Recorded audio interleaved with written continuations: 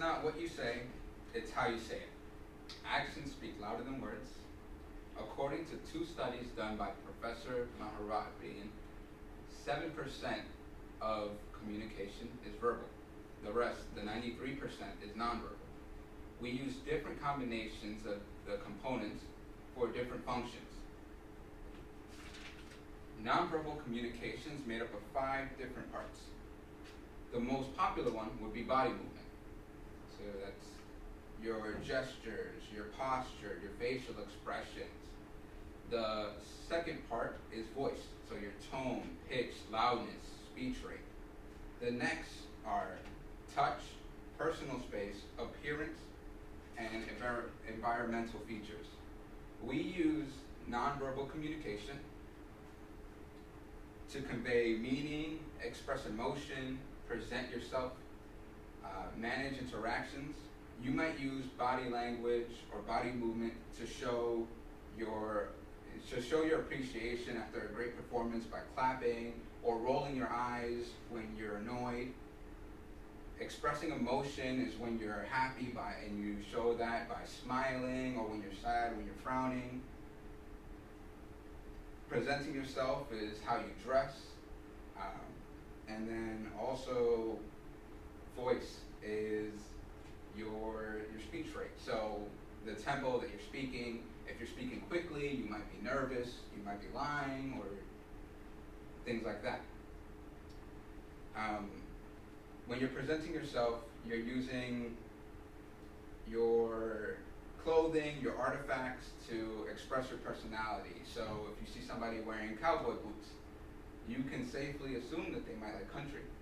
If you see somebody maybe wearing baggy clothes, things that would conform to like the hip hop culture, you would assume that they might be interested in like rap music and things like that. Managing interactions would be when somebody comes up to you and you're on the phone and you put a finger up, just to let them know that you need another moment before you can continue with the conversation that they're trying to start.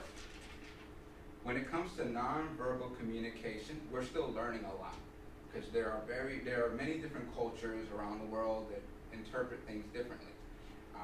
And we're actually learning a lot through blind children. Joe Navarro, a former FBI agent, has done numerous research studies regarding blind children. One thing that he's noticed is when a child is confident, or when anybody is confident, they tend to make this pose, where they connect their fingertips like Mr. Burns, and that shows confidence. You see people like Mark Cuban sitting like that, it's a power pose. And that's actually one of the only poses that is universal that they've noticed with blind children.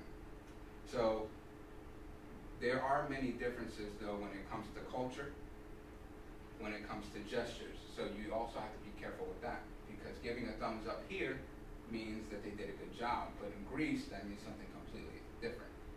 You're telling somebody to basically to shove it. So if you're ever mad at a Greek god, you give them a thumbs up and they'll know what you're saying. Body language and nonverbal communication is very powerful,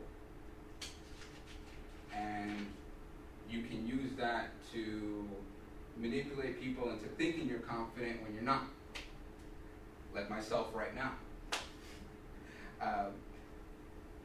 Body movement, voice, appearance, nonverbal features, touch, personal space will be used to judge you before you even say anything. So be careful on how you're presenting yourself. And also take in that that nonverbal communication leaves a lot of room for misinterpretation, because not everybody means the same thing and you don't know exactly what they're thinking. They could be thinking about something completely different that happened along their day, and you might be taking that as they are not paying attention to you, or they're in their own world, or like they want to offend you. When that is not the case, something else might have just occurred. So make sure when you are interpreting nonverbal communication that you take it with a pinch of salt, because it's not what you say, but it's how you package it with nonverbal communication.